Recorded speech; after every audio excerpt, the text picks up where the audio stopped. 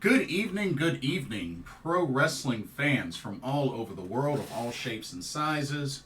Welcome to another Pro Wrestling Talk video brought to you by Blitzball Champ Gaming here on the U to the Tube. I'm your host, Blitzball Champ Jason Ingram. So, got quite a lot to talk about in tonight's video. Gonna talk a little bit of Spark, Joshi Pro Wrestling, as some big announcements for their upcoming Trailblaze show have been posted. Wanted to talk about that. I also wanted to go over the list of confirmed talent that'll be competing at the TJPW versus GCW show, as well as there's been some confirmed talents for that. I want to do my review of AEW Revolution, Sting's last match, as I attended that show live. So I'll talk about that. And then I'm also going to recap the current standings of the Pro Wrestling Noah Victory Challenge Tag League. These were results as of after the March 3rd show. And I'm going to do two previews. I'm going to preview the New Japan Pro Wrestling 52nd anniversary show, as well as this weekend's upcoming Cinderella Tournament opening. I'm going to go over that, since that's the start of this year's tournament. They're also doing two pay-per-views for that. So what I may do is I may just go ahead and go over the full card for the opening day, and if they get the full card for the second one or the following day, then I'll preview that as well. Sound good? And they don't have the full card yet for TNA Sacrifice, which is also, I believe, this Friday.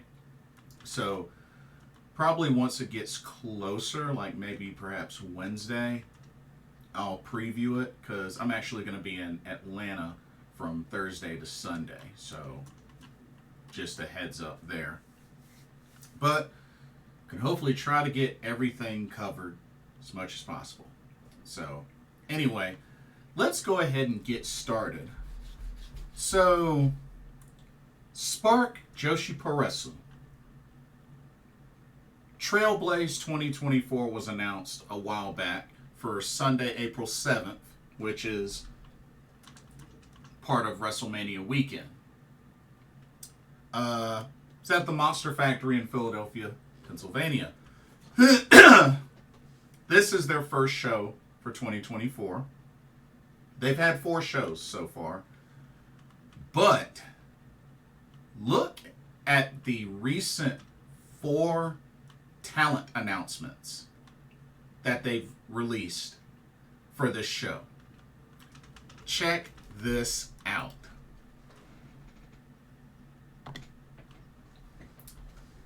Stardom. World Wonder Ring Stardom is invading Spark Joshi Pro Wrestling Trailblaze 2024 as the icon of Stardom, the IWGP Women's Champion Mayu Iwatani, was their first confirmed talent.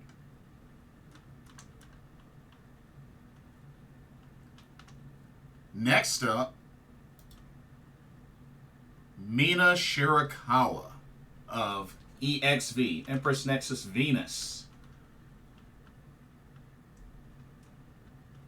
Next, Starlight Kid of Oedo Tai. And then the most recent, Queen's Quest Azumi. That's right. These 4 ladies of Stardom confirmed for Spark Joshi Pro Wrestling Trailblaze 2024. CB Liffer making some big moves for this show. And you know what? It's pretty convenient when you think about it because, you know, Stardom has the Stardom American Dream 2024 show that has been booked for April 4th, which I'll actually go over the talent that was announced for that show because I don't remember getting a chance to do that. But check it out. This was everybody confirmed. Momo Kogo, Mayu Iwatani, Azumi, Mina Shirakawa, Momo Watanabe, Starlight Kid, and Shuri. So far, these 7 ladies have been confirmed for the Stardom American Dream 2024 show. Now, it really has me wondering quite a lot of things. Now, of course, we knew about the Stardom American Dream show incoming, which this will be their first show since 2019. But the Spark Joshi Puresu announcements with 4 of these ladies, I must say, I guess Mr. President Taru Okada is open to letting the Stardom talent take advantage of WrestleMania weekend, not just the Stardom American Dream show. And then when you think about it, ROH Supercard of Honor got announced for Friday, April 5th. And I think it's a good chance, I think it's a very good chance that perhaps Stardom talent might get booked for that. I'm not saying it's going to happen, but being that the ladies are going to pretty much be there the entire WrestleMania weekend, not to mention the following week, you got New Japan Pro Wrestling's Windy City Riot, which we already know Azumi and Mina Shirakawa are confirmed for that show. So it makes me wonder how long these ladies are going to be in the U.S. You know, 1 week, 2 weeks. Because, I mean, we already got, so with Azumi, that's 3 shows right there for Azumi. 3 shows for Mina Shirakawa. You know, I'm sure they'll probably do the same for Starlight Kid and maybe some other ladies on this list. But for Azumi and Mina Shirakawa, that's 3 shows right there booked for the U.S. I don't know if this is a big sign of the times changing with Stardom, but with their talent being able to take part in shows outside of the Stardom brand, that says a lot. We've gotten a sample of that before with Utami Hayashishita when she competed in ROH and GCW. You know, had a little short mini excursion in the U.S., which went successful for her. So it really makes me wonder. It makes me wonder how open President Okada is as far as allowing talent to be able to travel, compete on other brands. Because, I mean, we know some of these ladies have competed on other brands in Japan. I mean, Starlight Kid has competed on Pro Wrestling Diana, Pro Wrestling Wave as well. Same thing with I'm trying to think of who else. Saya Ida as well. I mean, Saya Ida is getting ready to have a match on PPP Tokyo with Kaho Kobayashi. So, I mean, we've already seen some of the talent compete on other promotions in Japan, but this looks like a big opportunity. I mean, heck, Momo Kogo, she competed in New Japan Pro Wrestling and competed on TNA back when it was Impact Wrestling, that Multiverse United show. Hey, I'm just saying, like, this is big. And, you know, in the beginning, y'all remember, I had my doubts about Spark and if it was going to be successful. But with them coming out of the gate to open up for their first show in 2024, and they secured Mayu Iwatani, Mina Shirakawa, Azumi, and Starlight Kid for their show. And it also makes me imagine this is a good opportunity to see some matchups that you normally wouldn't see in Stardom. I mean, think about it. You could see some different type of matchups at this Spark show. Because it might not be just Stardom talent against Stardom talent on the Spark show. I mean, that's why they have the Stardom show for that. I'm just saying, like, I feel like this opens the door to so many opportunities, so many possibilities for just different types of matches on the card.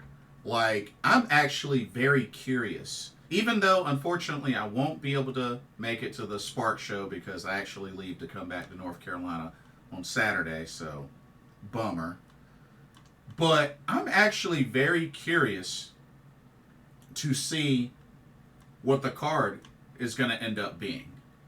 You know, I'm looking forward to seeing what kind of card they're going to have for this show, because I mean, coming out of the gate like that with those 4 Stardom talents announced for their show, that's huge. That is really huge. So, kudos to Spark and CB Liffer. Some monster moves there. Some big moves there. I can appreciate that. I can definitely appreciate that. And I'm sure Spark will get live streamed as well, as, you know, the previous 4 shows got live streamed. So I'm sure that one will as well. They did also announce that Stardom American Dream 2024 will be live streamed, which I don't know if it's going to end up being. I hope it gets archived to Stardom World. That would be really cool. Which, I mean, the past American shows that they've done are on Stardom World, so I'm sure this one will get uploaded to Stardom World. And as we speak right now, there is only 1 ticket left for the Stardom American Dream 2024 show. According to their seating map, there's only 1 ticket left before they are completely sold out. So I'm pretty sure somebody is going to grab that ticket probably before the end of tomorrow or whatnot. Because, I mean, it's already March. It's March 5th right now. So I think, you know, it's only a matter of time. Not to mention, we're less than a month away from this show. So I'm excited. I'm really excited. But yeah, kudos once again to Spark Joshi Puroresu for the big moves, and I hope they continue to make more. You know, see what more talent they book for this show, and we'll see what type of card they might get. So, should be fun. Should be a lot of fun. And like I said, with the confirmed talent for the Stardom show, I'm very excited. I've always wanted to meet Shuri. Shuri's one of my favorites. Mayu Iwatani. And I'm really happy that Momokogo is on there. Which, this was just part 1. that they're supposed to make more talent announcements, hopefully soon. You know, probably more Stardom talent.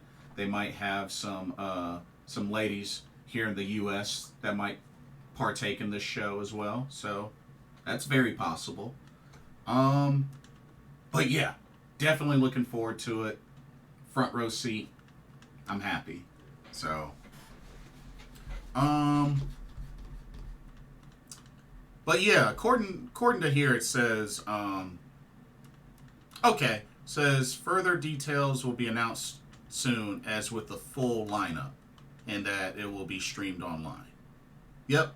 So, good news there. Okay. I also want to talk about the GCW versus TJPW show, as they have their full talent lineup announced for that show. Okay. So, GCW versus TJPW. I think I had it backwards earlier. So,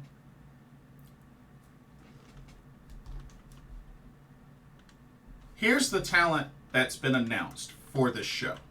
Now, just to review, the same TJPW talent that's participating in the Friday show, April 5th, the TJPW Live in Philly, will be on this show. And just to review, just to go back over that talent, Miyu Yamashita, Yuki Aino, Shoko Nakajima, Rika Tatsumi, Mizuki, Maki Ito, Miyu Watanabe, Yuki Kamifuku, Hyper Misao, Naoka Kuta, Raku, Pam Harajuku, Suzume, and Aris Endo.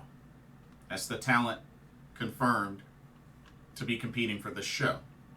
Now, for the talent that will be representing GCW,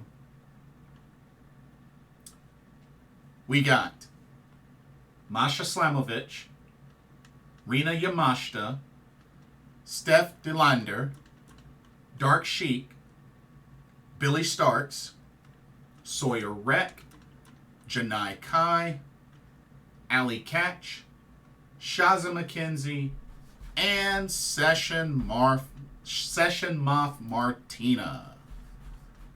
Ooh.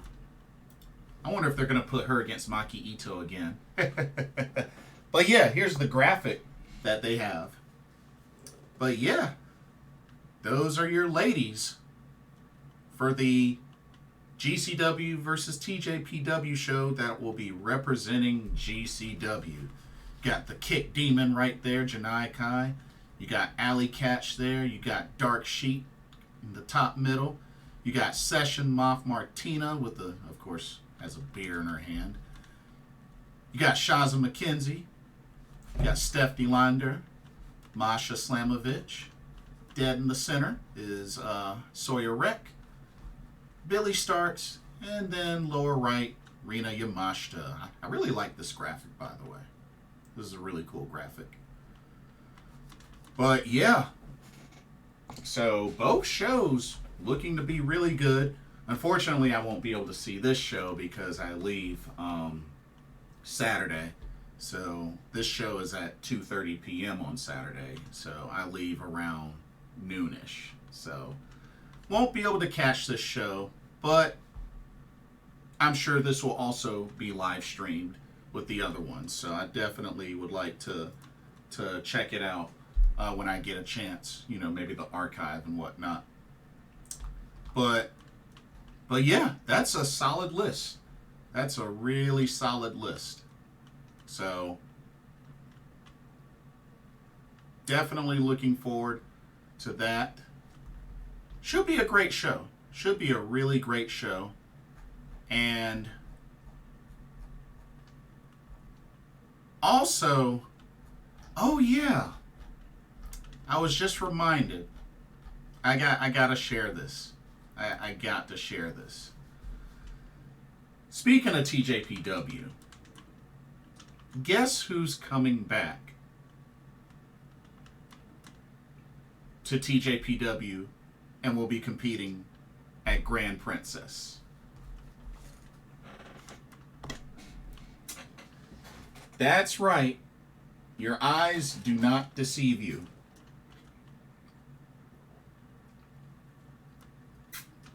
Yuka Sakazaki, the magical girl, who graduated from TJPW back in December,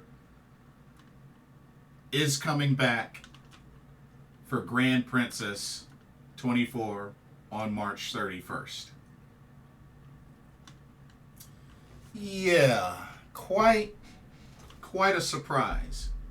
I don't think anybody expect that to happen. And you know what? I was thinking all sorts of things at first because I had no idea what to think. But, you know, the more I thought about it, I think it's a visa issue.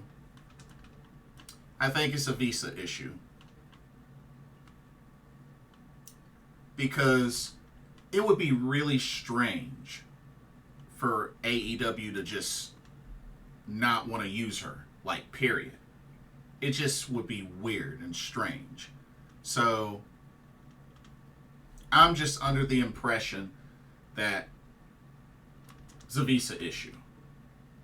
So, hopefully, they can get that worked out. And go from there.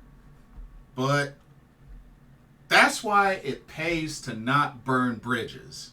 Because at least with that, Yuka was able to come back for a match. Wasn't left hanging. She was able to come back for a match. So, this is good. This is really good. So, it'll be interesting to see who she ends up wrestling. Who knows? Maybe she'll team up with Mizuki. You know, reunite the Magical Sugar Rabbits, perhaps. But I don't know. Which, looking at the card so far, they actually don't have Mizuki in a match yet. So I'm guessing that they'll probably have her and Mizuki, the Magical Sugar Rabbits, reunite one more time. I'm thinking that probably is what's going to end up happening. Who knows? Maybe we'll get, you know what? Now that I think about it, maybe we'll get the Karate Sisters versus the Magical Sugar Rabbits, because Moka Miyamoto, she doesn't have a match. Juria Nagano got announced, but she doesn't have a match. So yeah, we could get the Karate Sisters versus the Magical Sugar Rabbits. That would be cool. I think that'd be really cool. I'd be down. I'd totally be down. So, we'll see what happens. But, yeah, Yuka Sakazaki returns to TJPW for Grand Princess 24 on March 31st. So yeah, we'll see what happens. Okay, let's go ahead and might as well go ahead and do my review of AEW Revolution. Let me go ahead and get my graphics ready.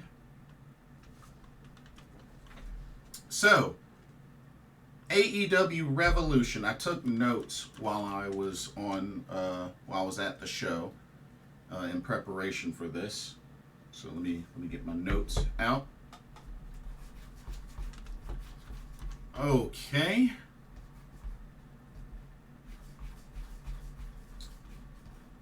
get my graphics. Here we go. All right, so AEW Revolution 2024 took place this past Sunday, March 3rd, at the Greensboro Coliseum in Greensboro, North Carolina. And it was quite an awesome show. It was jam-packed, sold out. The crowd was wild. It was a busy, busy, busy evening. Very busy evening. I mean, just getting there was just wild. But anyway, let's go ahead and get started with our matches. So we had 2 0-hour matches, 2 pre-show matches. Alrighty? First up. Okay, we had a 12-man tag match. We had the entire Bang Bang Scissor Gang, which is made up of the AEW World Trios Champions, Billy Gunn, Anthony Bowens, Max Caster of the Acclaim, and you had the Bullet Club Gold of Switchblade Jay White, Austin, and Colten Gunn. Of course, they are the current ROH World 6-Man Tag Team Champions. But yeah, all 6 of them make up the Bang Bang Scissor Gang.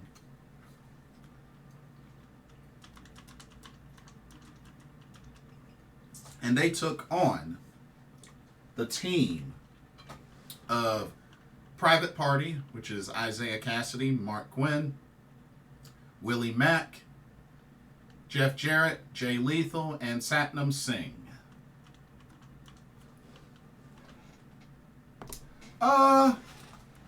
This match was all right. Not bad for the opening match. I know from the view that I was sitting, because I was lower level. But I was on the side where the second team was on, so it was kind of hard to see a lot of what was going on because they were kind of blocking the view on the apron. So I kind of looked mostly up at the screen at the top. But overall, it was a pretty decent match. They even had a segment where Jay Lethal's team did a strut. They all did a strut.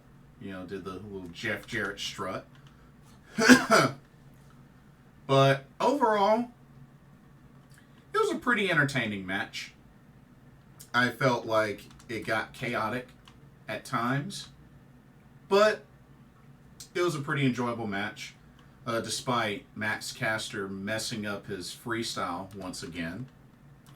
But it all came down to Switchblade Jay White picking up the victory for the Bang Bang Scissor Gang as he hit Willie Mack with the Blade Runner and pinned him for the 1-2-3.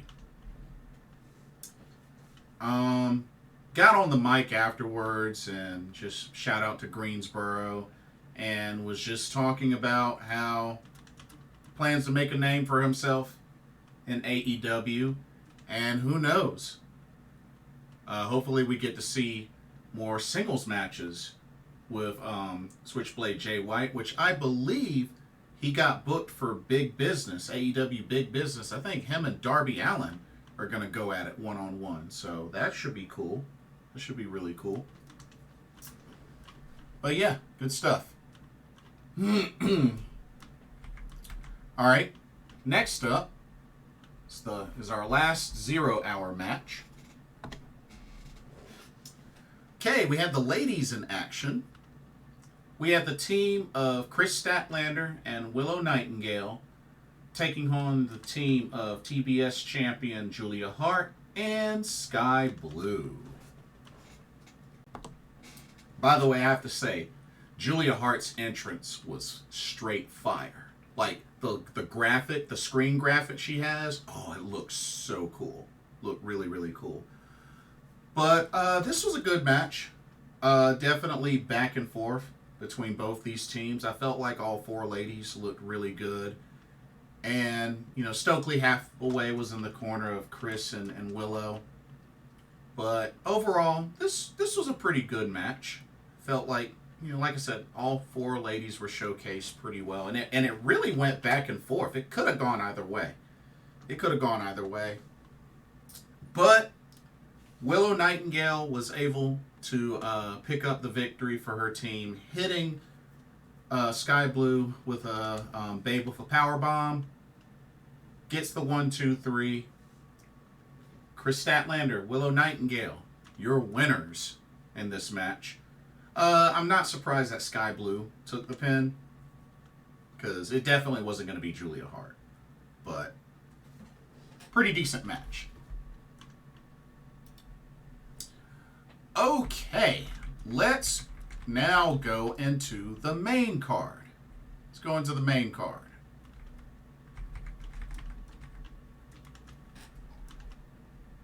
All right, here we go. So started off the main card with the TNT Championship. As the champ, Christian Cage defended against Daniel Garcia. Match was all right. Definitely crowd was on the side of Daniel Garcia. And it seemed like he was really handling things, especially, middle near the end of the match. But, of course, shenanigans would play a part.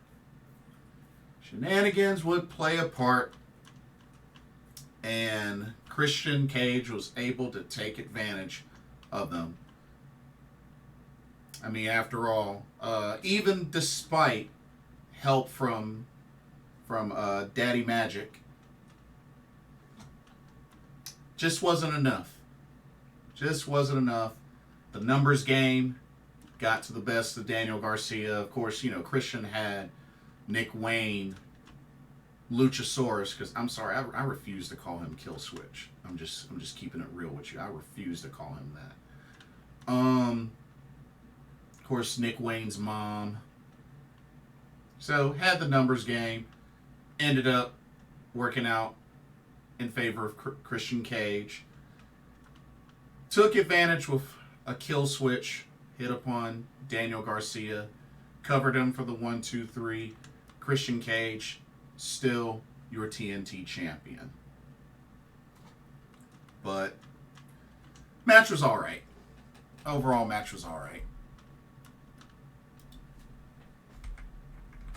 Okay, next up we had quite a banger of a match.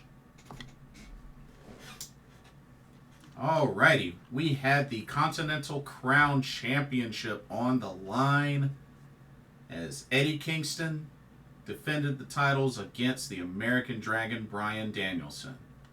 The only stipulation was if Eddie Kingston won, Bryan Danielson had to shake his hand.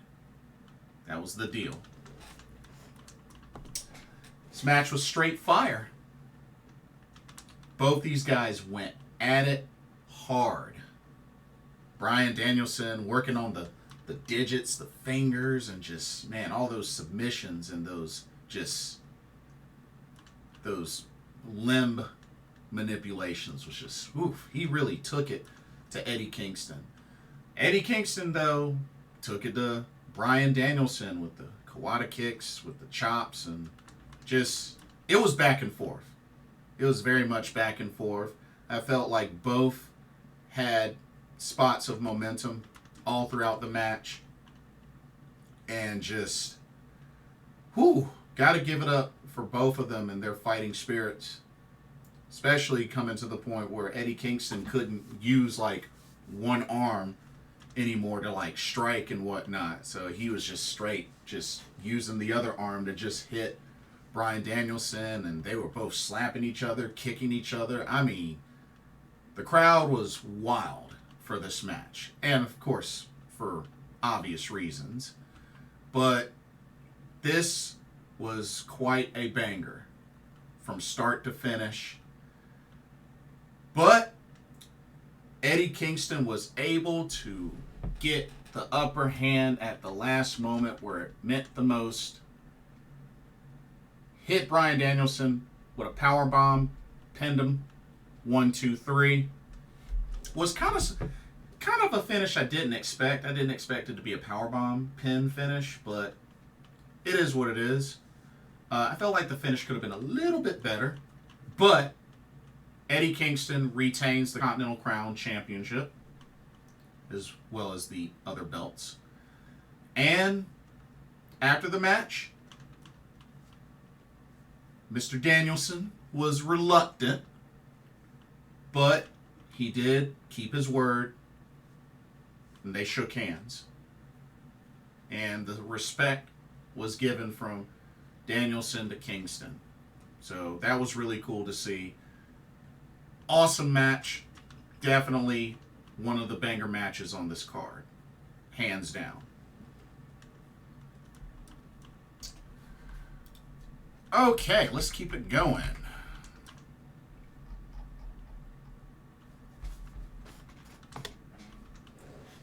Okay, next up we had the All-Star 8-Man Scramble.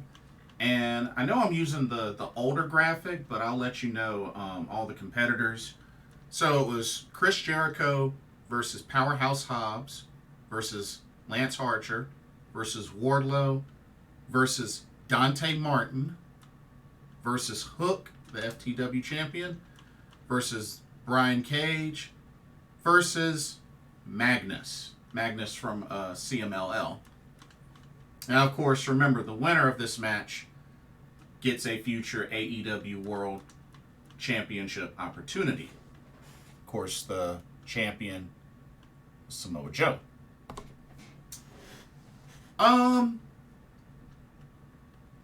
This match was pretty entertaining, especially the crowd with the meat chants when they had all four of the big men in the ring trying to, like, shoulder tackle each other. Of course, Powerhouse Hobbs, Lance Archer, Wardlow, Brian Cage. That was a very entertaining segment.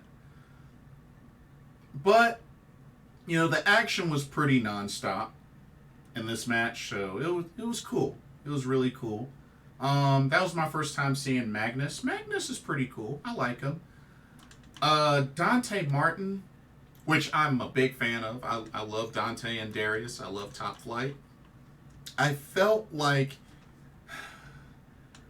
he was kind of rushing with some of the spots. And, you know, it looked like he kind of stumbled a little bit getting onto the turnbuckle and ropes and everything. I felt like he rushed some of his sequences. So I felt like Dante just has to slow down just a little bit. And with him being a high flyer and somebody that's dealt with injury, you know, he's been able to come back and all, but just, you know, got to be careful. Gotta be careful. But pretty entertaining match, non-stop action. But Wardlow would end up being the man that won it all, as he was able to get the victory, pinning Dante Martin after hitting him with a last ride powerbomb. 1, 2, 3. Wardlow wins himself an AEW World Championship opportunity in the future. Don't know when he'll have it, but he has it in his pocket that he can use. Free pass for a world title shot. So, well, we will see when he decides to announce that opportunity, or when he or make the challenge. Alrighty. Let's see. Oh, next up, had another title match. Okay, this time we had the AEW International Championship on the line. As the champion, Orange Cassidy defended against Roderick Strong of the Undisputed Kingdom. I thought it was kind of weird seeing Roderick Strong come out in like a robe with a hood. That was weird.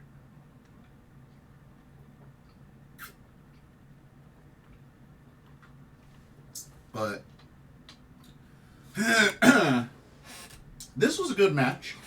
This was definitely a good match between two very talented wrestlers, and it looked like for a while Orange Cassidy had the upper hand, and I thought he was going to end up sealing the deal, but of course I think it was obvious that this was going to be one of the title changes, and to be honest with you, I felt like this was a good move. Felt like this was a really good move. The spot with the turnbuckle backbreaker, oh my God, that was nasty. That was nasty. But hey, what is Roderick Strong known as? The Messiah of the backbreaker. So can't be surprised.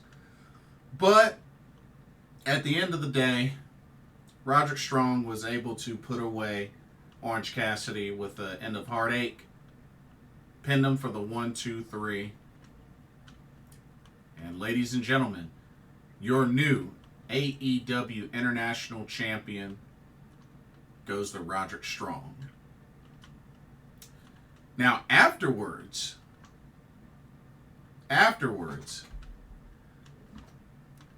Kyle O'Reilly, a returning Kyle O'Reilly, who had longer hair, came out,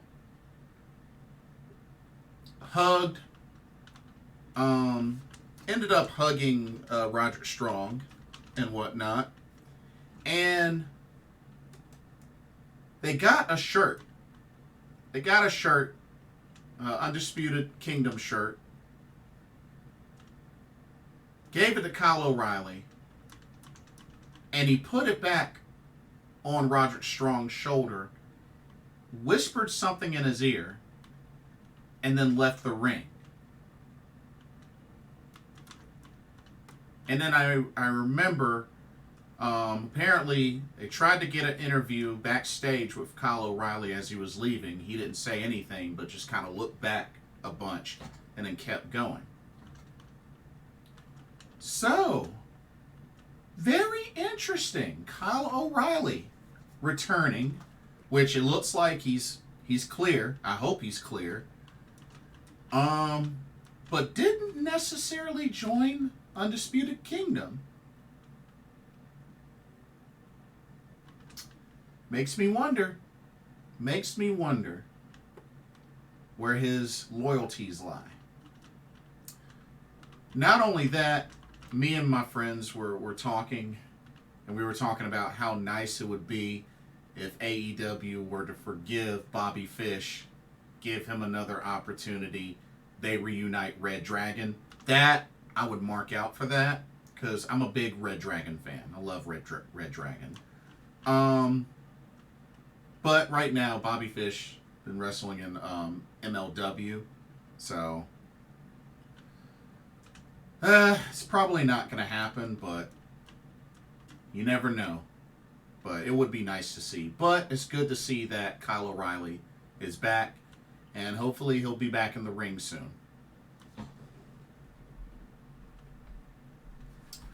Alrighty, let's keep it going. Alright, back to some more tag team action. Alrighty, we had North Carolina's own FTR, of course, it's Cash Wheeler, Dax Harwood, taking on Blackpool Combat Club, Jon Moxley, and Claudio Castagnoli. Now, of course, last time they went up against each other, it came to a time limit draw. This match was excellent. Both these teams went at it hard. Dax, he got busted open. And just... This was brutal. This is a pretty brutal match. Shout out to Blackpool Combat Club. They came out with the Road Warrior Spike shoulder pads. So, shout out to the Road Warriors. Hawk and Animal. May they both rest in peace. But yeah, came out with black Spike shoulder pads. So I thought that was cool. Thought that was really cool. But yeah, it was just really cool to see both these teams really go at it. No type of interference. Just two really strong teams just leaving it out all in the ring. It was excellent. But it was really, really close. But Jon Moxley ended up submitting Dax Harwood with a rear naked choke with a body scissors. Blackpool Combat Club picks up the victory. It looked like they were going to shake hands, but that didn't happen. It's kind of a bummer. FTR losing in their home state. But it was still a solid match. It's a solid match, but, Jon Moxley, he rarely loses because he's freaking invincible for some reason. But it is what it is. It was still an excellent match. All right. It's time to shift gears back to the ladies. Alrighty, we had the AEW Women's World Championship on the line. As the champion, Timeless Toni Storm, defended against the virtuosa Deonna Purrazzo. Now, I have to admit, I fell for the tease. As Toni Storm's old graphic and theme played, and I was just thinking, oh snap, she went back to her gimmick, which I was happy about, but then, of course, looking closely, I'm like, crap, it's Mariah May. And then the real Toni Storm shows up in her timeless gimmick. Oh my god, I hate this freaking gimmick. But, shout out to Steve Macklin, who was actually in attendance for this show. Of course, he's married to Deonna Purrazzo. Heath Slater was also in attendance as well. But this match was pretty good. Of course, it ended up coming down to shenanigans, especially with Toni Storm's butler and, of course, Mariah May, dressed as, the original Toni Storm. But, this was a good back and forth match, and Deonna Purrazzo looked really solid. She looked solid. And she definitely had a good shot at winning this title, but guess they're just not ready for Toni Storm to be dethroned yet. But with the distractions from the butler and from Mariah May, Deonna Purrazzo was able to handle them, but enough time for Toni Storm to capitalize, hit a Storm Zero, pinned her for the 1, 2, 3. And Timeless Toni Storm, still your AEW Women's World Championship. And this pretty much is Deonna Purrazzo's first loss since signing to AEW. So it's kind of a bummer, but of course it took shenanigans for Toni Storm to win. So not surprised there. All right, let's keep it going. Oh, yes. Next up, we had my favorite match of the entire card. But I do want to say, because I forgot to mention this earlier, Pac had a vignette, did a promo on screen. So it looks like Pac is on his way back. So, see what I did there? But yeah, definitely looking forward to when he returns to the ring, which I've met him before back in Dragon Gate. Anyway, on to this match. Oh, yeah. I think pretty much the crowd was just hyped and stayed hyped the entire match. But we had this special singles match. The aerial assassin, Will Ospreay, going up against Konosuke Takeshita. And I was super duper happy that Will Ospreay came out to Elevated. for Takeshita, man, his freaking entrance music sucks. They should have just kept using his DDT theme. Why did they just keep using his DDT theme like they used to? I mean, he signed to both. Oh well. This match, definitely a Match of the Year classic. Or Match of the Year candidate. But, yeah, this match was excellent. 5 stars, start to finish. These two went at it. I mean, just the strikes, the high flying, both very well showcased. That turnbuckle brainbuster, though, oh man, that kind of made me cringe a little bit. Thankfully, Will Ospreay was okay, but I remember he talked about it at the media scrum. Said one of the worst spots he had ever, one of the worst bumps he had ever taken. Whew, just ugh. That was a nasty spot, but thankfully he was all right. But man, both of these guys were like the most elite gladiators you could think of, just going at it. And it did not disappoint, especially with this being my first time seeing Will Ospreay live. You know, I've seen Takeshita, you know, a couple of times now. I've met him twice. So this was just really, really awesome. And back and forth. But Will Ospreay was able to get the killing hidden blade shot on Takeshita. Despite him escaping out of the Stormbreaker and even kicking out of a Storm Driver,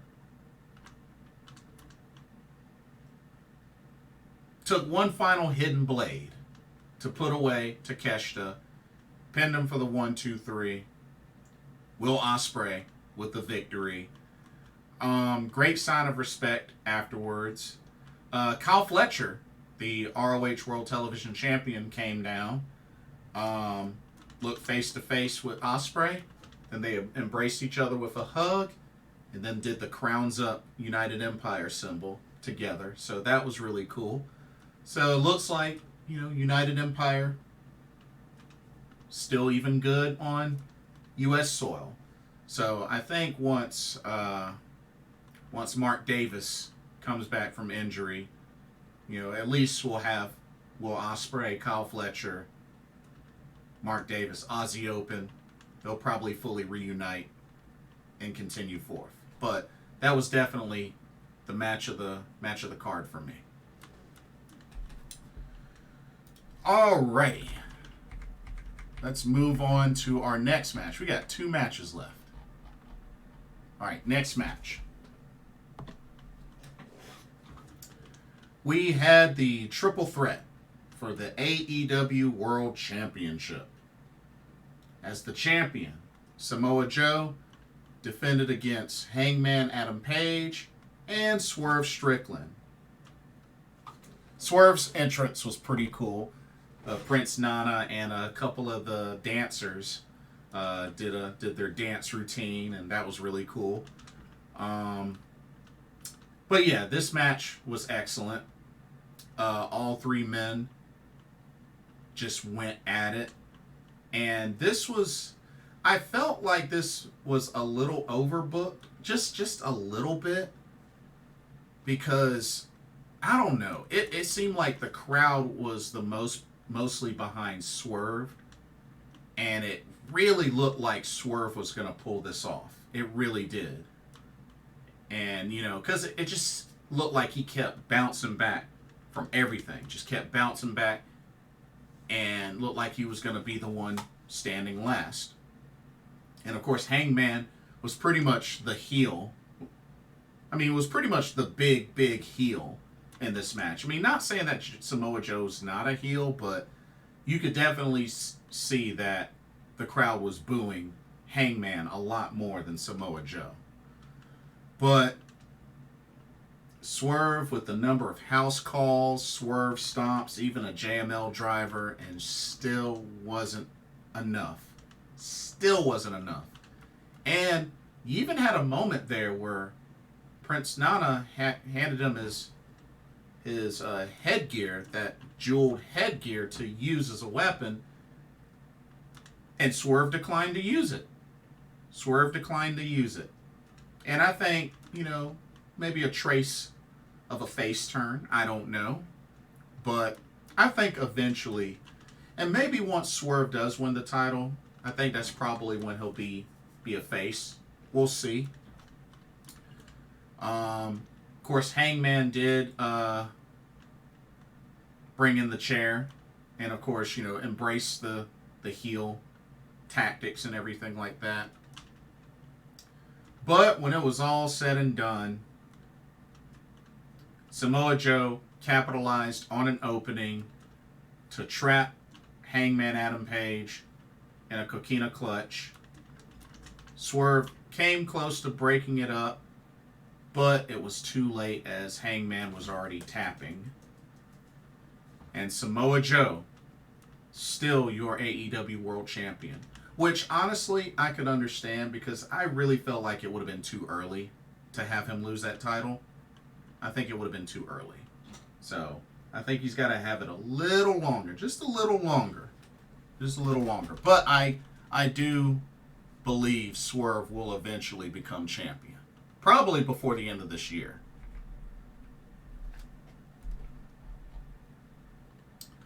Okay. Now for our main event. This was a very special one. The main event came down to the final match for the Icon Sting. This was in the form of a tornado tag match for the AEW World Tag Team Championships. As the champions, Darby Allin and Sting defended against AEW EVPs Matthew and Nicholas Jackson, the Young Bucks.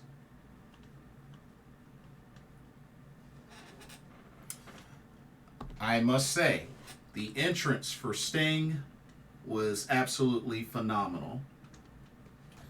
They did the video package with him in the theater.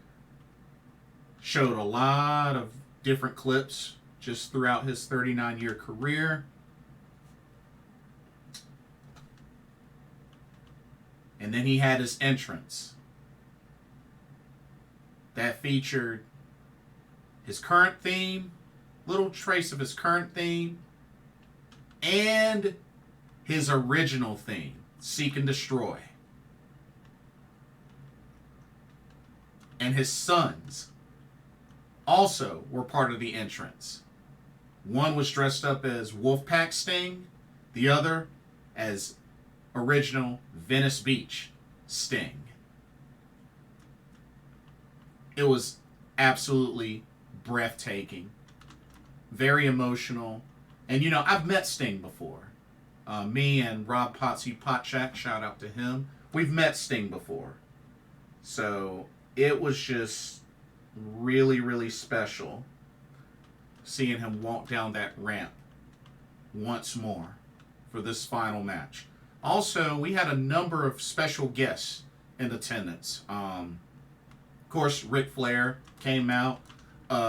Ricky the Dragon Steamboat was the special timekeeper.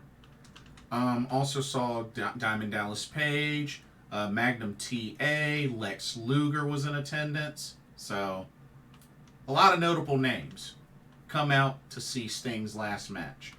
And of course, sold out crowd. You had a lot of fans that came from all across the nation to be here for this.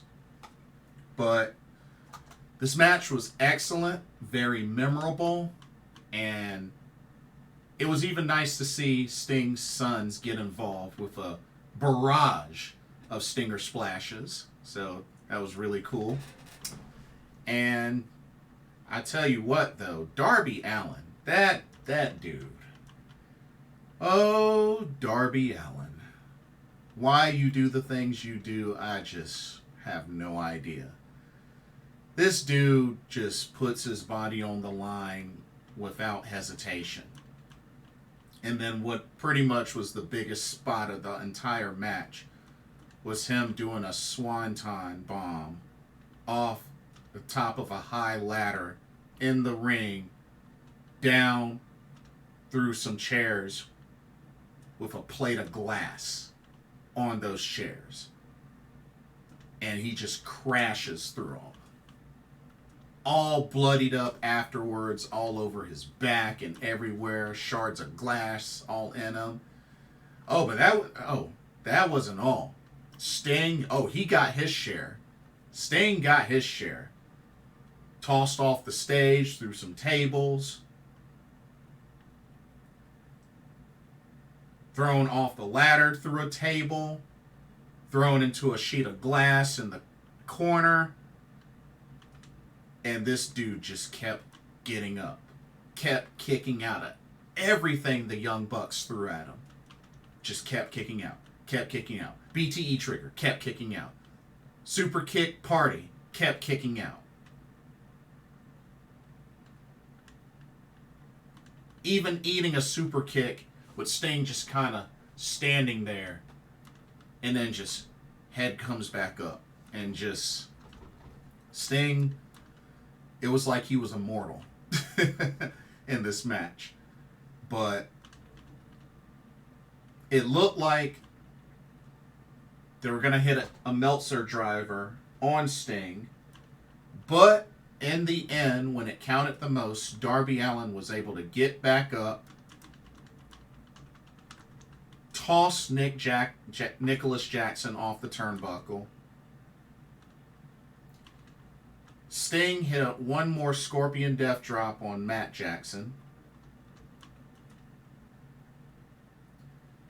Darby Allin hit a coffin drop on him.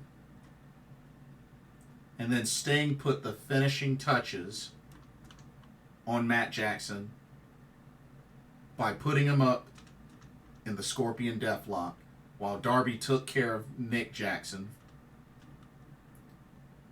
And eventually Matt Jackson tapped out. And ladies and gentlemen, Darby Allin and Sting retain the AEW World Tag Team Championships. And this closes the book on the Icon Sting, who finishes his AEW career undefeated and retires as champion.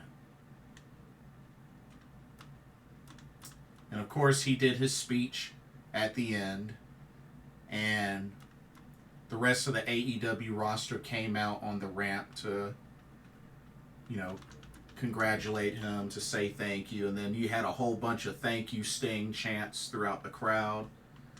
And wow, what a way to close the book on an incredible 39-year career for the Icon Sting. I mean, it was definitely quite emotional. It was quite emotional. Like, y'all gotta remember, one of my favorite pro wrestling rivalry is Sting versus the Great Muta. I mean, even watching them when I was a kid, still my favorite rivalry to this day. But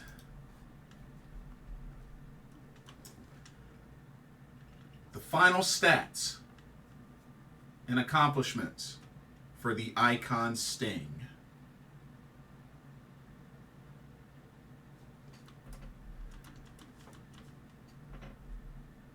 WWE Hall of Fame Class of 2016. World Wrestling All-Stars World Heavyweight Champion. Universal Wrestling Federation World Tag Team Champion 3 times. In TNA, he was a TNA World Tag Team Champion once. NWA World Heavyweight Champion. He was a 4-time TNA World Heavyweight Champion.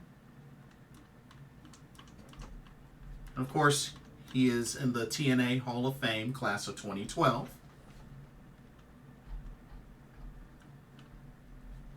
Jim Crockett Promotions, WCW World Championship Wrestling.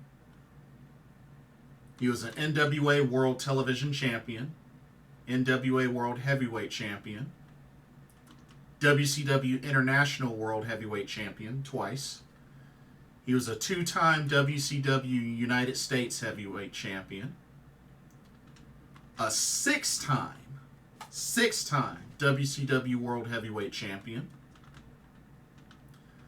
a 3-time WCW World Tag Team Champion,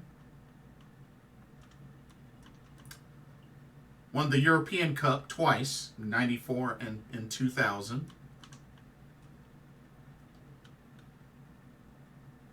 Won the Jim Crockett Senior Memorial Cup in 1988 with Lex Luger. Won the King of Cable Tournament in 1992. Battle Bowl Battle Royal in 91. The Iron Man Tournament in 1989.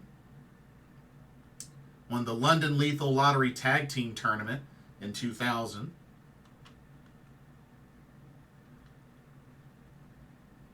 Won the WCW United States Championship Tournament twice, once in 91 and once in 95. Won the World Cup of Wrestling in 95. And he's the 3rd ever WCW Triple Crown champion. And his final championship, AEW World Tag Team Championship. Wow.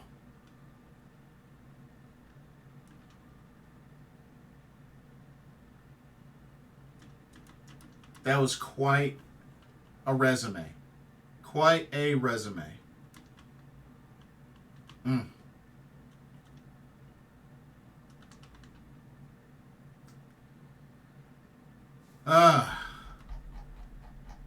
Definitely going to miss watching him in the ring. But the icon Sting. What a career. Steve Borden. Got a chance to meet him. 64 years old. He'll be turning 65 March 20th. So he's got a birthday coming up. But yeah. But anyway, thank you, Sting, for all of the memories.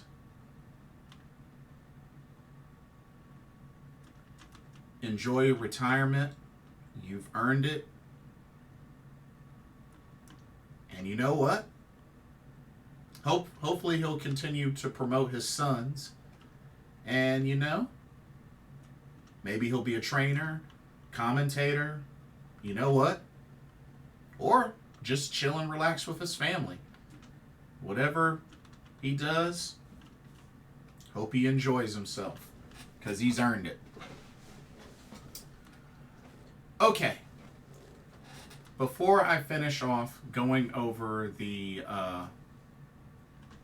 results or the current standings for the Noah Victory Challenge Tag League, preview the New Japan Anniversary Event Cinderella Tournament opening round, here's a quick word on the sponsor of this video, Game Beauty. Take a break, check this out. As you continue to enjoy content here at Blitzball Champ Gaming, be sure you take a moment to check out Game Beauty. Beauty inspired by gaming. Game Beauty brings to you video game related makeup and cosmetic products. You have products such as eyeshadow palettes, elemental pearl highlighters, eyeshadow brushes, liquid eyeliner pens by Akideris, and even non-makeup products like graphic tees. They even have special collaboration makeup kits, such as this Persona 5 Heat Wave Brush Single, Metaverse Bundle, and even a Phantom Thieves Limited Edition Makeup Collection.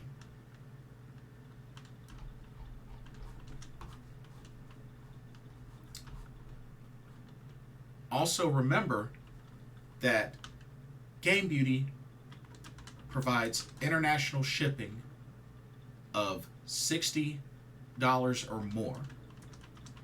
And if you use the promo code BlitzballChamp, all in caps, you can get 10% off of your order.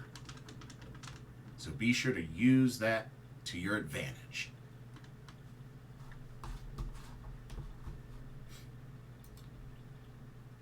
Now, back to your regularly scheduled video. Enjoy, and thank you. Alrighty. So, before I jump into this Victory Challenge Tag League, I wanted to also let y'all know that as of now, it is official. Stardom American Dream 2024 is now sold out. That's right. No more tickets available. It has sold out. The Philadelphia 2300 Arena. So,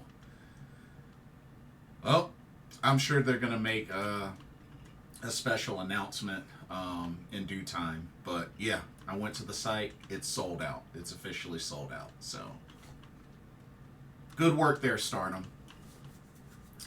Alrighty. Let's go ahead and check out the current standings of the Pro Wrestling Noah Victory Challenge Tag League. And these are results are as of after March 3rd. So, here we go. Let's go over what we have. Okay. So, starting at the bottom right now with an abysmal 0-3-1 record with only 1 point, well, at least they don't have 0 points, is the team of Keno and Yu Awada. So their 3 losses were to Masakitamiya Daiki Inaba, Manobu Soya, Shuji Kondo, and Dragon Bane and Alpha Wolf. Their 1 draw was with Kaito Kiyomiya, Ryohei Oiwa. They have 3 matches left, but unfortunately, well, nah, scratch that. They are in danger of elimination. So, they are technically still in it, but they are going to need to seriously win out the rest of these matches in order to even have a shade of a chance of making top 2. So they're in danger of elimination. Honestly, I don't think they're gonna make it. I really don't think they're gonna make it.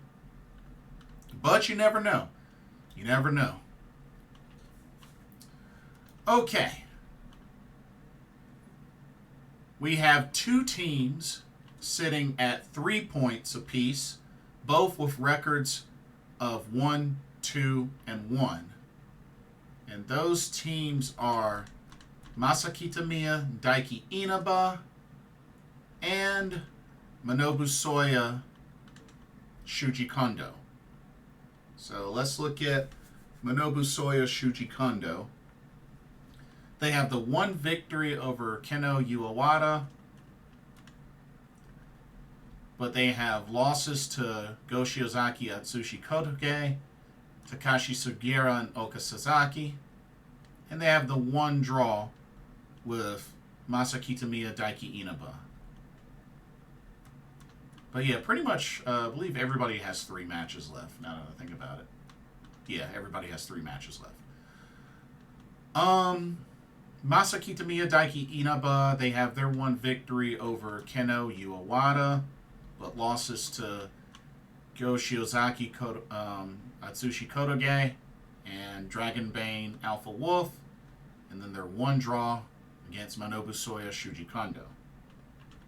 So, they're definitely still in it.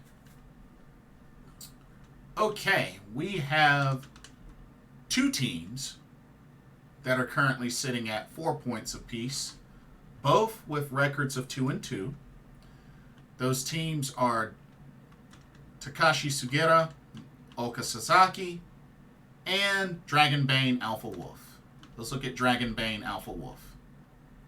So their two victories were over Keno Uewada, Masakitamiya Daiki Inaba, but their losses were to Kiyomiya Iwaiwa and Saxon Huxley Timothy Thatcher. So, still a pretty strong showing, even at a 2-2 record. Same thing with Takashi Sugiura and Yuka Sakazaki. Their two victories were over Shiozaki and Kotoge and Soya and Kondo, but their losses were to Kiyomiya Iwaiwa and Huxley Thatcher.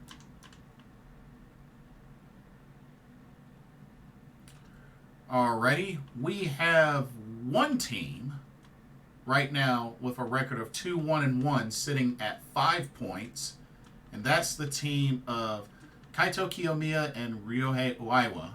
So they've been kind of on a surge, but their two victories were over Sugiura and Sasaki and Dragonbane Alpha Wolf.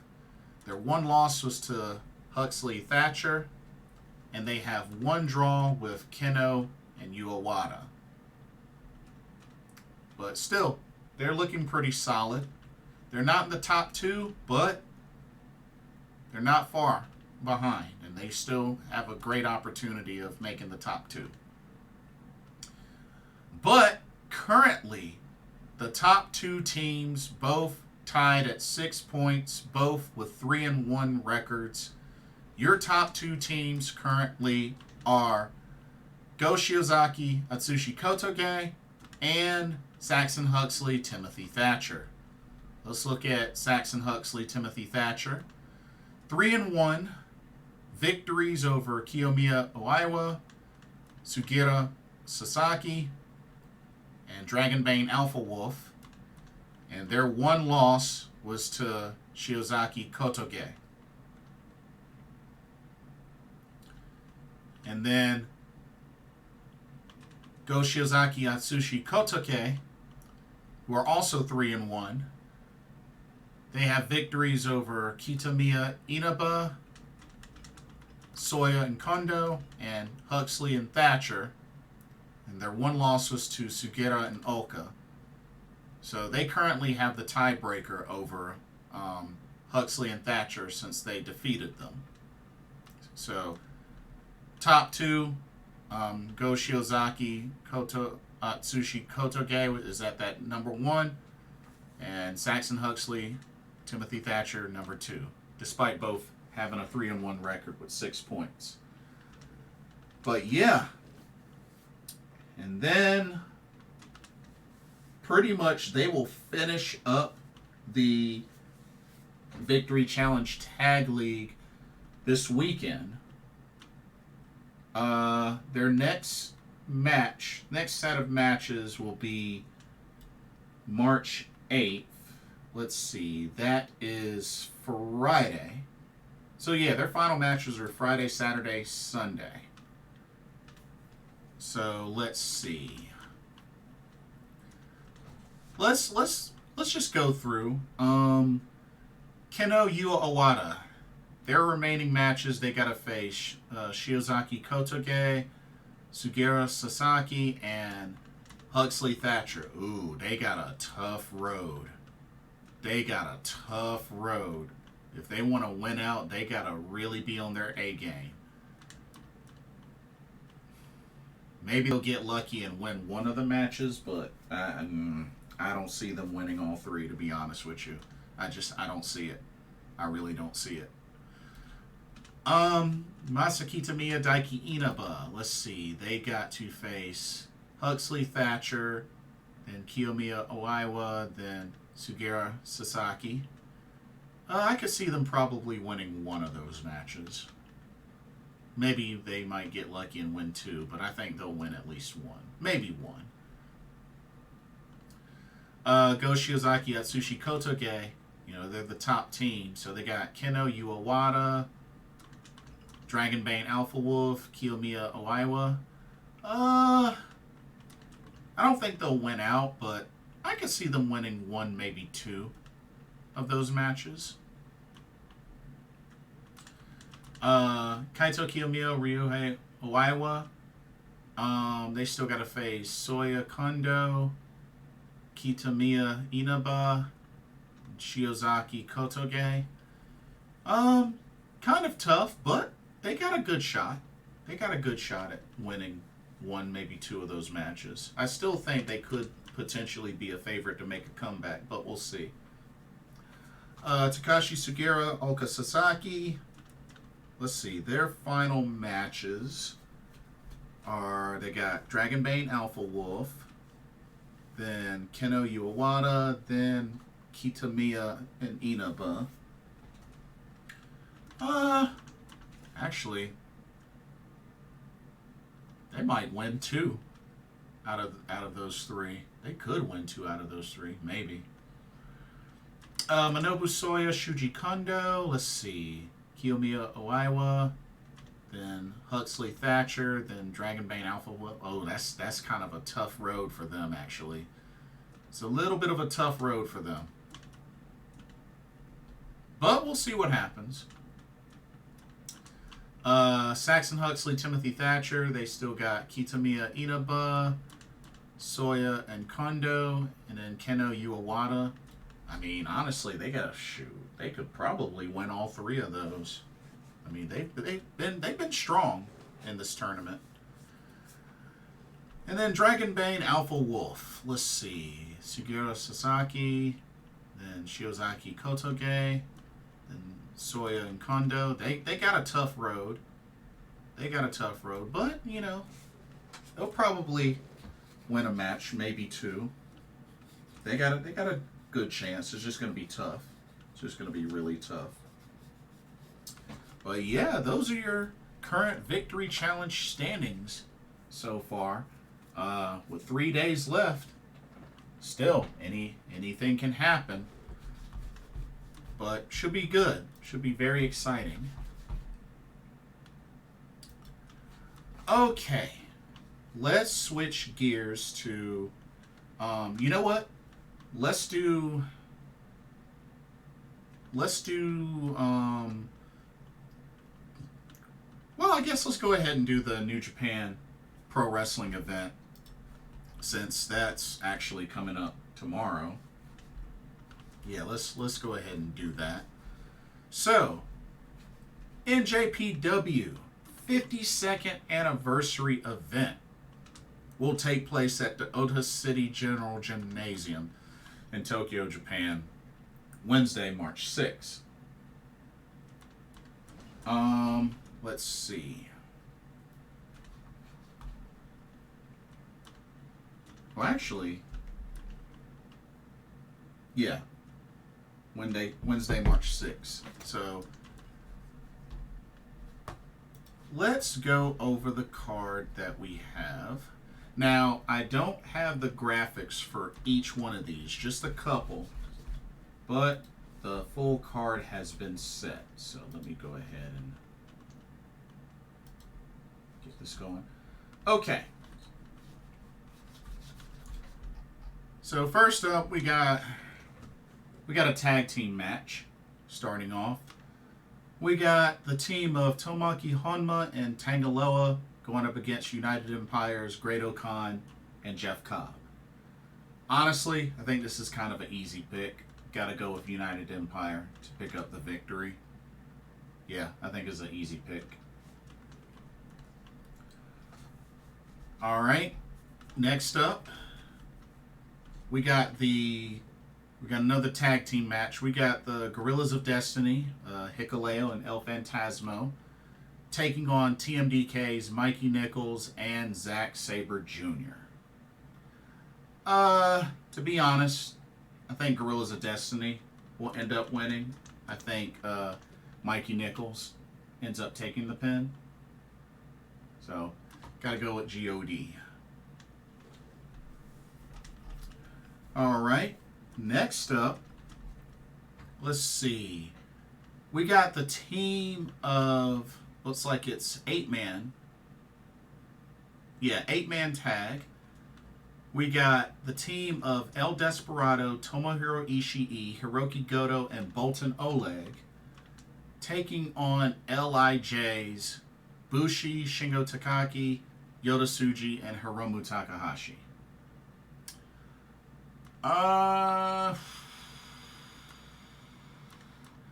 I'm going to say, what the heck? I'm going to say LIJ picks up the victory. I think Boltin Oleg will probably end up eating the pin. But should be a very entertaining, action-packed match. Alrighty. Next up, we got a 6-man tag, some trios action. We got United Empire's Caleb Newman, Francesco Akira, and TJP taking on Bullet Club War Dogs of Gato, David Finlay, and Gabe Kidd.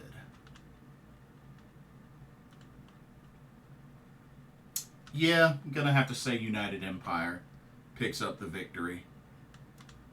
Yep, going with United Empire. Okay. Let's go ahead and, I do have graphics for these remaining ones. Here, let me get them out. Let me close this one. Okay. All right. Continuing on. Alrighty. Got ourselves some 8-man tag action. We got a Just 5 Guys showdown against House of Torture. Just 5 Guys. Represented by Sanada, Taichi, Heat, Storm, Yuya Uemura, and Doki. Taking on House of Torture's Evil, Ren Narita, Yoshinobu Kanemaru, Dick Togo.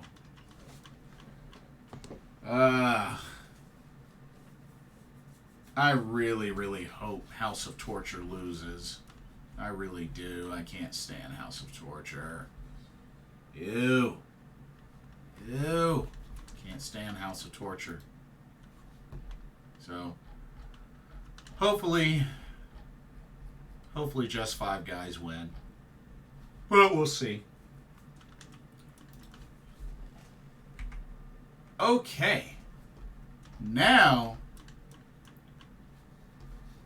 we're going to get into some New Japan Cup matches. That's right. They're actually going to start the New Japan Cup matches as part of this 52nd anniversary event. So, let's get started. New Japan Cup, round 1. All right, we got Toru Yano versus Yujiro Takahashi.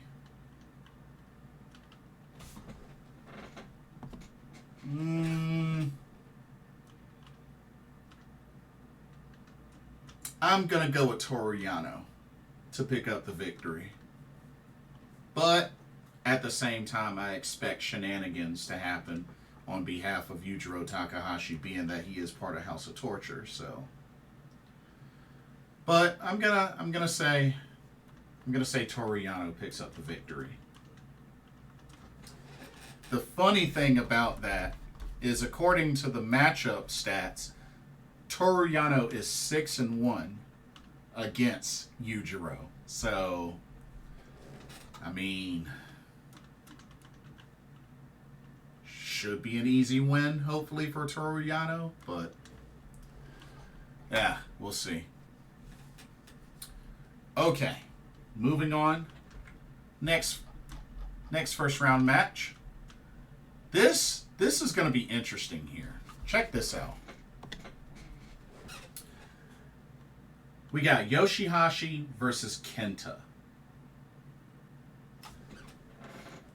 Now, let me remind y'all of the stat with this. Kenta is undefeated against Yoshihashi. 4-0 against Yoshihashi. Whew.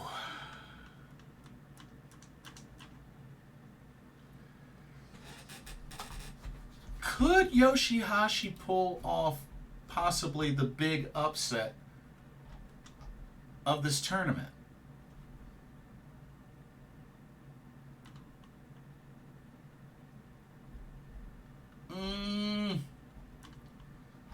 I'm going to go with the safe pick and say Kenta advances. But I would mark out if Yoshihashi picks up the victory, big upset. But I'm going to play it safe and pick Kenta for the win. And then our last New Japan Cup first round match that will be taking place on this show comes down to Shota Umino versus Scapegoat Jack Perry, making his New Japan debut, in-ring debut.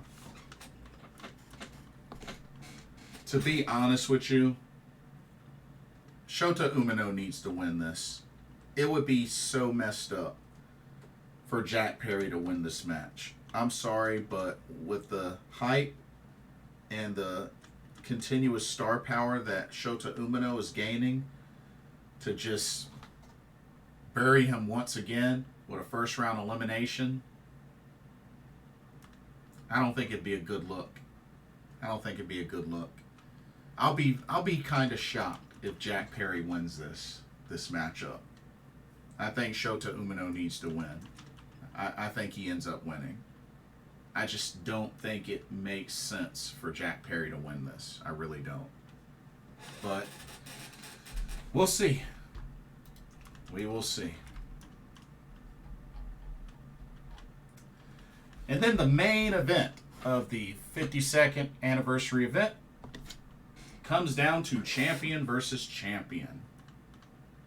This special match pits IWGP Heavyweight Champion Tetsuya Naito against IWGP Junior Heavyweight Champion Sho.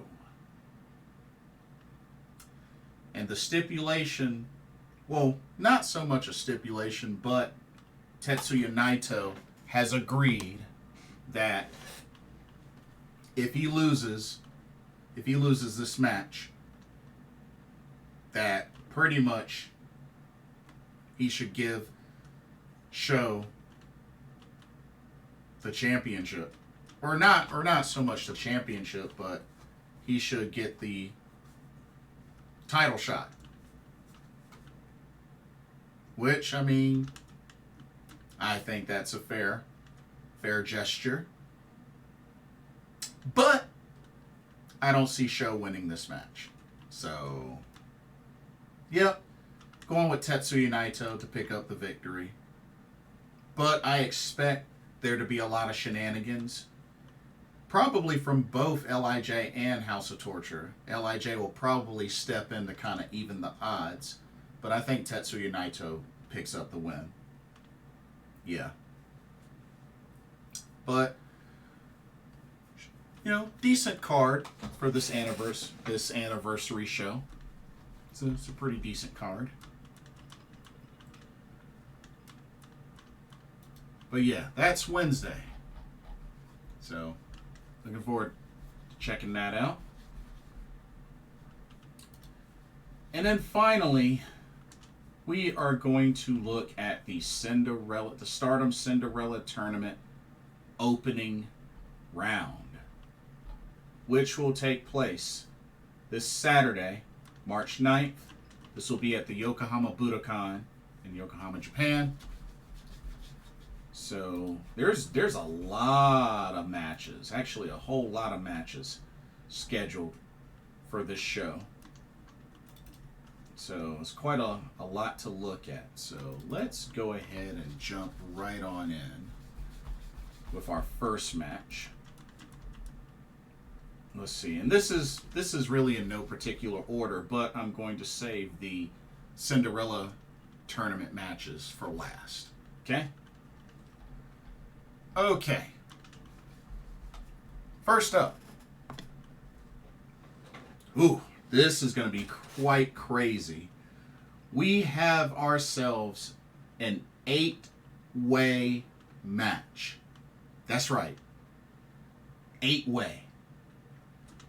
We got Mai Sakurai versus Ami Sourei versus Mei Sarah versus Suzu Suzuki versus Mirai versus Azumi versus Hazuki versus Wakasukiyama. And you know, pretty much each faction is represented in this match except for Oedo Tai. Huh, that's a bummer. Yeah. Each faction is represented except for Oedo Tai. No Oedo Tai love in this match. But you got God's Eye, you got Stars, you got Queen's Quest, you got EXV. Oh, and no Cosmic Angels. I knew I was missing one. So no Cosmic Angels, no Oedo Tai for this.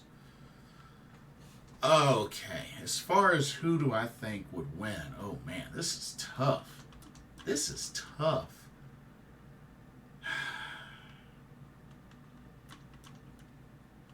Well, one, I definitely don't think Waka's winning. I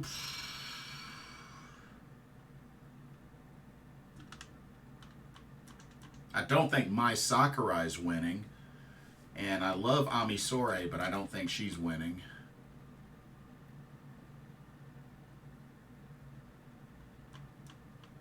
To be honest, I'm going to say this. It's probably going to either be... I don't even think it'll be Mei Sarah. I'm going to say it's going to come down to Suzu Suzuki, Azumi, Mirai, and Hazuki. I think one of those four ladies will end up winning this match. But it's crazy match. An 8-way. Ooh. That's going to be crazy. But yeah, I'm thinking Suzu Suzuki, Mirai, Azumi, or Hazuki picks up the victory. Alright. Let's keep it going.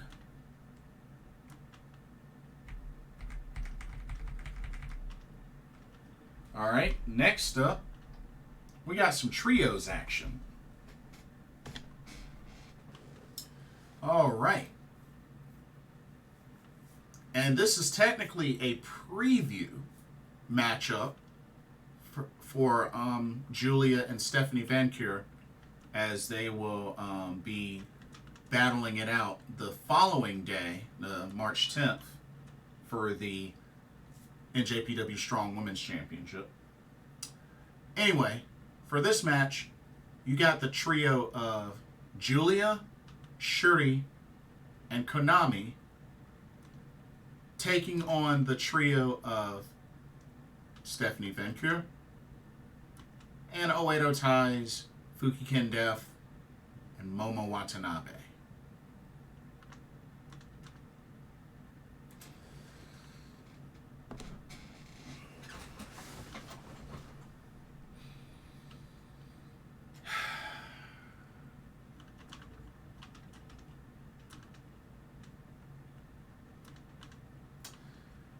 I have mixed feelings about this one, because on one hand, I could see, Julia, Konami, and Shuri being the much stronger team.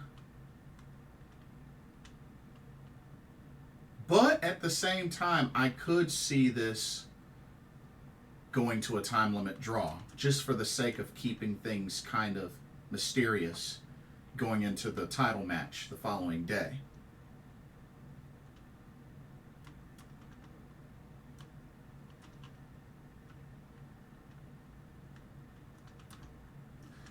You know what? I'm going to take a chance. I'll be rooting for Julia, Shuri, and Konami. But I feel like this was probably going to be a draw. I think this is probably going to be a draw to keep both the main competitors strong going into the following day. So I'm gonna say a time limit draw. All right. Ooh, next up, we got a very special tag team match. A very special tag team match. Check this out. Okay. You have Natsupoi's in-ring return. As we got Cosmic Angels of Seriano and Natsupoi making her return, taking on the special team of Sari and Big Hash Chihiro Hashimoto. Ooh, man. Now, see, this match, I could definitely see a draw. I could definitely see a draw this match. I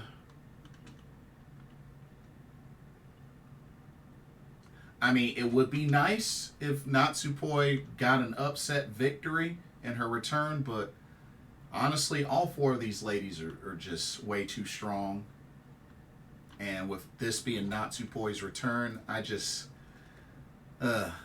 this will probably end up being a time limit draw. I mean, but this is huge. Sari in a Stardom ring. This is huge. This is really huge.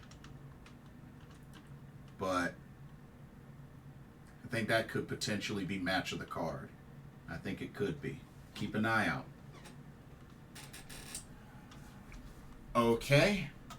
Now we actually do have one title match. One title match for this show. Check it out. We got the Future of Stardom Championship on the line. As the champion, Rina from Oedo Tai will defend against Women's World Wrestling Diana's Miran.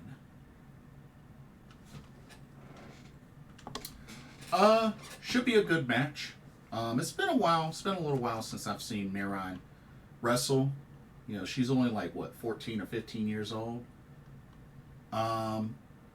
We'll see how she does, but I'm picking Rina to retain the championship and continue to progress closer to her sister's record. But should be a good match. Should be a good match, but I'm picking Rina to retain. Okay, now that we got that out of the way, it is time for some Cinderella Tournament matches. Here we go. First round. These are all the first round matchups. So there's 8. Now, if I remember correctly, I believe it's going to be the same rules. I don't remember the time limit. It's probably like a 20-minute time limit or something like that. Maybe 15 or 20-minute time limit, something like that. You can win by pinfall, submission, or toss your opponent over the top rope to the floor, both feet touching. So, anyway, let's get started. And these matchups are in no particular order. All right. Cinderella Tournament Round 1. We have the Peach Star making her return. Same show, making her return. The Peach Star, Momokogo, representing Stars, taking on Xena, representing EXV. This will be quite a return challenge for Momokogo. But you know what? I am picking Momokogo to pull off the upset, defeat Xena, and advance to the next round. Yep, I'm going full-on Komomo to make some noise in this year's Cinderella Tournament. So, I can't wait to see her. Also in Philly, she'll be at the Philly show as well. So, Komomo for the win. All right. Next up. All right. We got the young lioness, Hanan, who is one half of the New Blood Tag Team Champions, representing Stars, taking on Hanako, representing EXV. Definitely gotta go with Hanan to pick up the victory. I mean, I think Hanako will definitely be a challenge, but I think Hanan picks up the victory and advances. I would be shocked seeing her if she were to lose to Hanako. No offense to Hanako, but I'll be pretty shocked if Hanan loses. Okay. Next up. Ooh, this should be a really good one, actually. So, we have the Rookie of Stardom 2024, Yuzuki, representing Stars, taking on Starlight Kid, representing Oedo Tai. Yeah, should be a very entertaining match, but I gotta go with Starlight Kid to pick up the victory. It would be quite a crazy upset if Yuzuki won, but I think Starlight Kid's going to pick up the victory. But it should be a great match. It should be a really great match. All right, next up, this should be a good one as well. All righty, we have the high-speed genius Koguma, representing Stars, taking on Ruoka, representing Oedo Tai. This should be a pretty entertaining match. You know, both ladies are of similar stature. But I'm going to go with Koguma to pick up the victory. I think this will be big for her. So yeah, going with Koguma. Kuma, Kuma, Kuma, Kuma.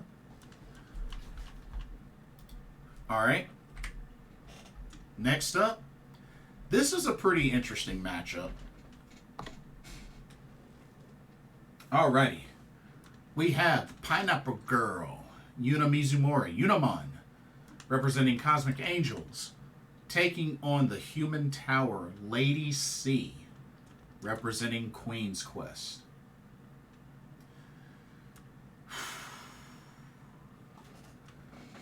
Now, this matchup could really go either way. Really could go either way, but you know what? I think they really should give this one to Lady C. Like, they got to give her something.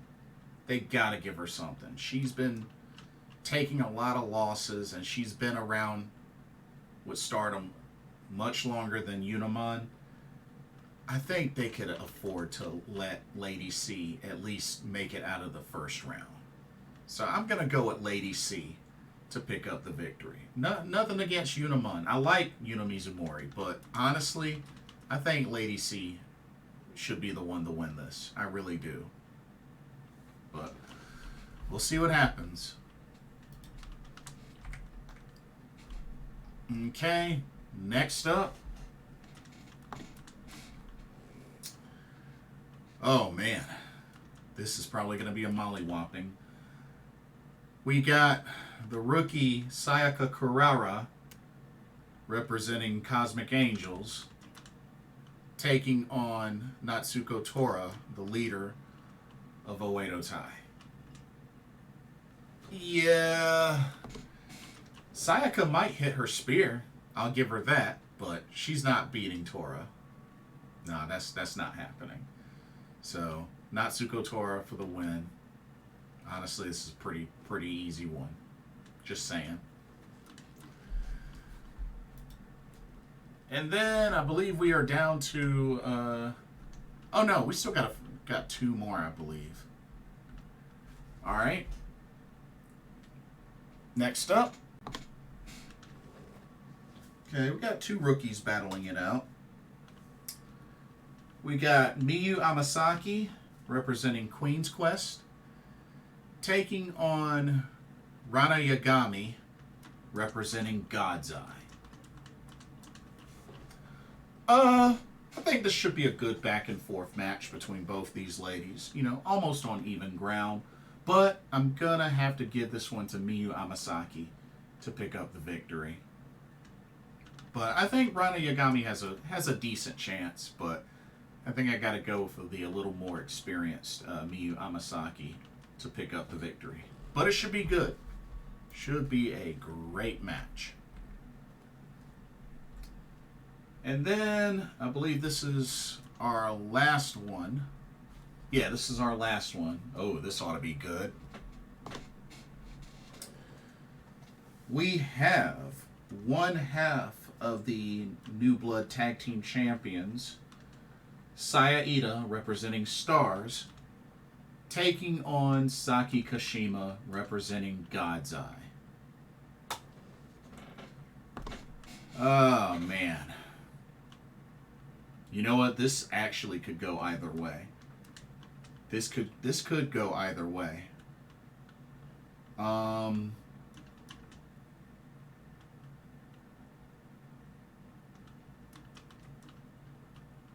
I could see either one winning, but I'm gonna say Saya Ida.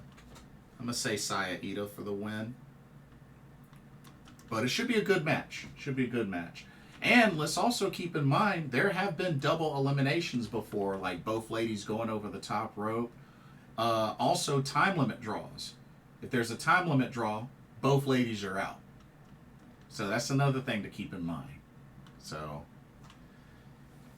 but yeah, I think this is going to be a great Cinderella tournament. And I think the big thing with this, I think there's going to be some surprises. I think there's definitely going to be some surprises in this tournament. And just, I feel like it's going to be really hard to say who's going to win it. It's going to be really hard to say.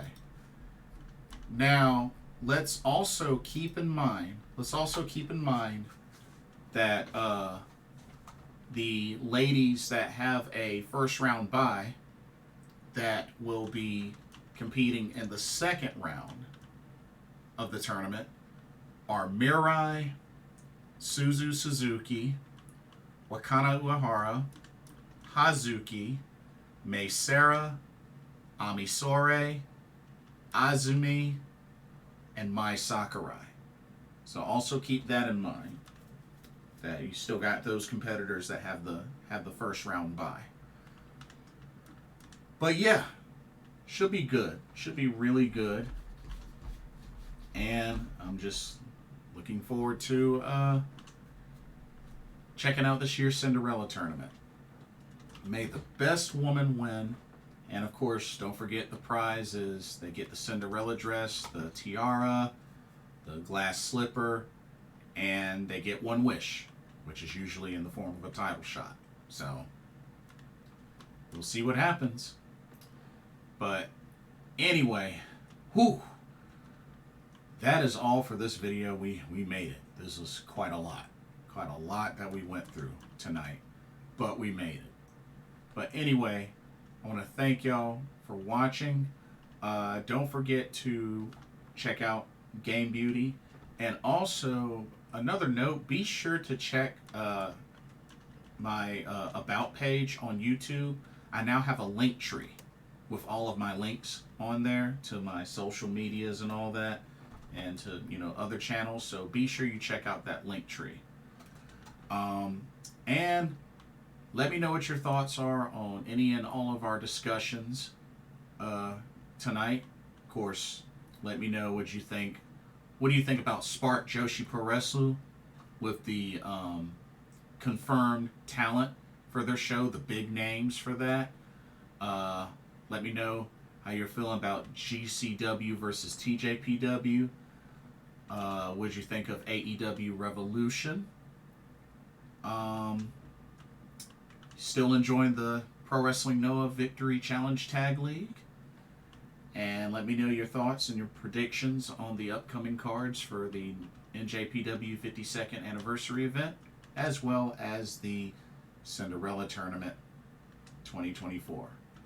Don't forget to like, comment, subscribe, hit that notification bell while you're at it.